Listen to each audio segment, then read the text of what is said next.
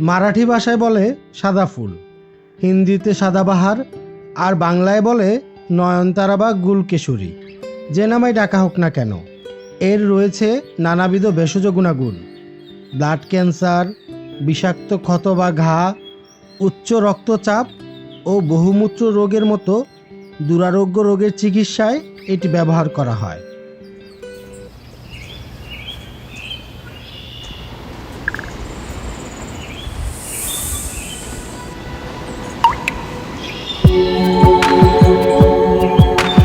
প্রকৃতপক্ষে নয়নতারা সোজা কাণ্ডযুক্ত একটি বর্ষজীবী গুল্মজাতীয় উদ্ভিদ। অবশ্য কিছু ক্ষেত্রে এটি অনেক বছর ধরে নানা প্রতিকূল অবস্থার মধ্যেও বেঁচে থাকে। লম্বায় এটি খুব একটা বড় হয় না, সাধারণত 1.5 থেকে 2 ফুটের মতো হয়।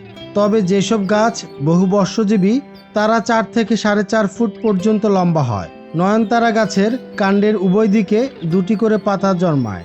পাতা লম্বা ধরনের এবং আগার দিকটা ভুতা থাকে।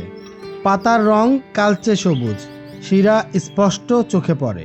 ফুল একক, পাপড়ি 5টি থাকে, রং ফিকে গোলাপি। এই জাতের নয়নতারা গাছ সর্বত্র দেখা যায়। এর আরও 2টি জাত রয়েছে, এর মধ্যে একটির ফুল সাদা, এটা খুব একটা দেখা যায় না। তৃতীয় শ্রেণীটির ফুলে লাল অথবা গোলাপি চোখ থাকে। নয়নতারা গাছে 12 মাস ফুল ফোটে। নয়নতারা গাছের আদি জন্মস্থান মাদাগাস্কার। বর্তমানে আমাদের এই উপমহাদেশের প্রায় সর্বত্র কম বেশি এই গাছটি দেখা যায়।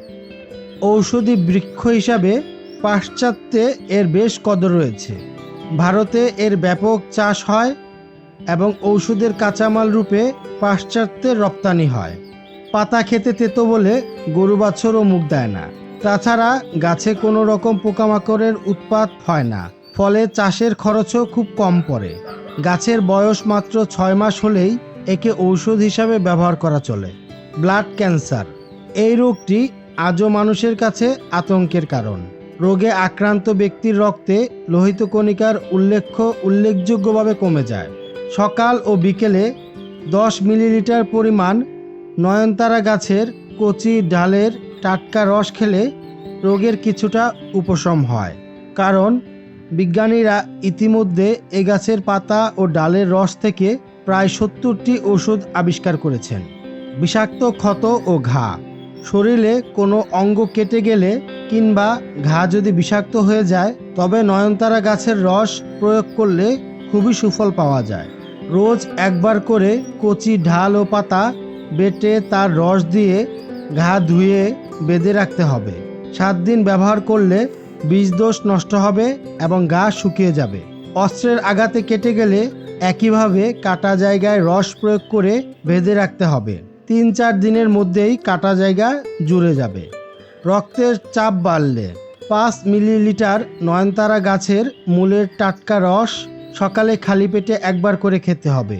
3-4 দিন খেলেই কিছুটা উপকার পাওয়া যাবে। তবে 4-5 দিন পরে অবশ্যই চিকিৎসকের কাছে রক্তের চাপ পরীক্ষা করে দেখা দরকার।